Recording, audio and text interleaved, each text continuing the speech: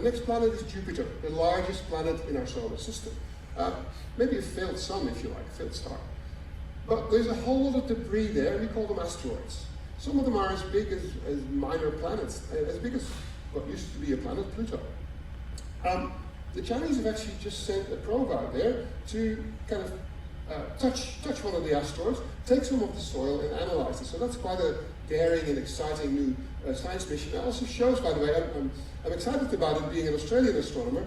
Science in astronomy in particular is very, very international. It doesn't matter where we come from, but geopolitics is in play. We're all actually hoping to work together on science. And so I'm actually quite actively working with my Chinese colleagues.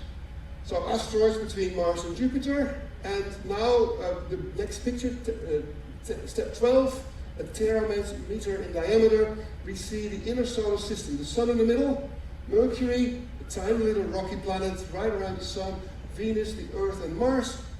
Huge amount of nothingness, that's the asteroid belt, and then we get the orbit of Jupiter. Now Mercury looks like that. It is a tiny little planet, it's a rocky planet, has no atmosphere, it's very close to the Sun, so it gets very hot on the side that is illuminated by the Sun, and very cold on the other side, because there is no atmosphere to regulate that temperature difference. And it's full of craters, because it also acts as a little bit of a vacuum cleaner for debris that's falling into the inner solar system. Jupiter, on the other hand, very large.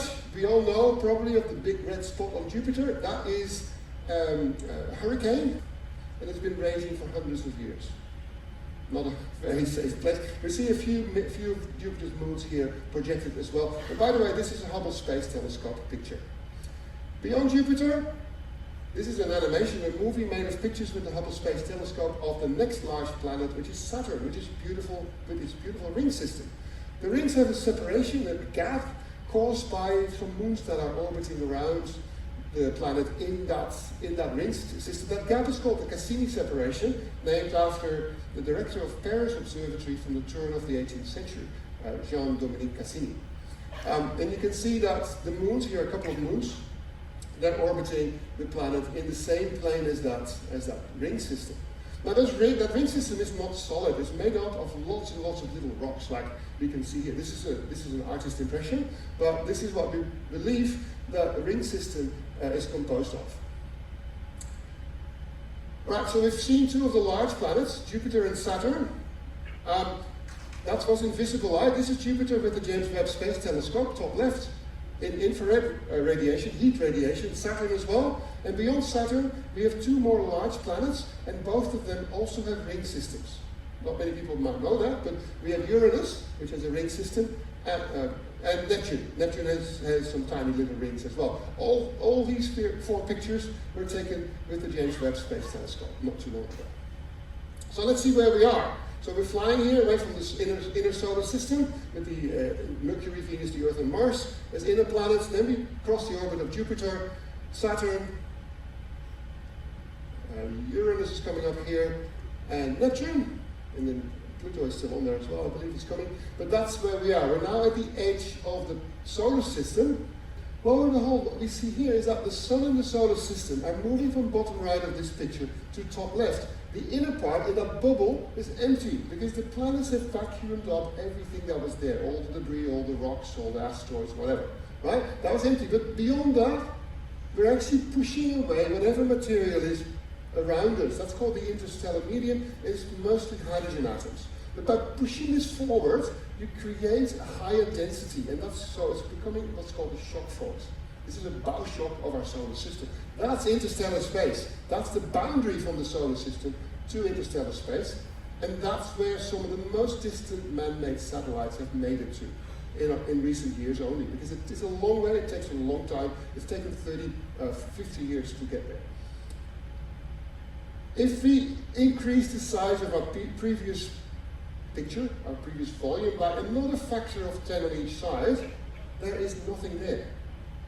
Space is empty. That's what I started with, right? The quote from The Hitchhiker's Guide to the Galaxy. Space is really empty. We need to go up. And in that space, by the way, there are no other stars, but there are lots of bits of rock. This is called the Oort cloud. Oort was a Dutch astronomer in the last century, and he figured there's a whole massive amount of rocks out in the far outer solar system, they sometimes hit each other, they deviate from their course and they plunge into the sun, and lo and behold what you get is a beautiful comet out there.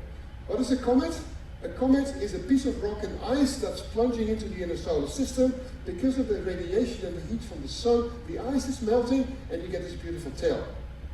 Note that those tails do not follow, they're not trailing tails, they're always pointing away from the sun, because it's the sun's radiation that pushes away that vaporized ice. And again, we're going up a factor of 10 on each side. We're now at 16 out of 25. We now have a light year across, and see there's nothing there. Space is really empty. 10 times bigger still, and now we finally get to see a few other stars. Within this volume of 10 light years by 10 light years by 10 light years, there are 11 stars. And the sun is kind of the big one out there. Most of them are what's called red dwarfs, or stars sitting in binary systems. The sun does not have a cousin, the sun is sitting on its own. It's a single star, and that's a bit weird. Very few stars out there. And so, yeah, the nearest is Proxima Centauri. Centauri is one of these. I'm going to skip. Let's go on. And now what I'm going to show you is not just what's inside my volume, but also what's projected behind it, because now we start to see that we're actually inside of our Milky Way galaxy. Within about 100 light years on the side, a volume of 100 by 100 by 100 light years, there are maybe 50 stars or so. There's about 1,000 stars in the background here. But more interesting is, do some of these stars have planets? The answer is yes. And then the question is, what about them? Are those planets like the Earth? Are they much bigger? Do they have oxygen, ozone, methane, any of those life supporting gases in their atmospheres? And that's the big question that we're still working on today, and for which we need ever larger telescopes, because it's so difficult to look and study those tiny, tiny planets orbiting distant stars.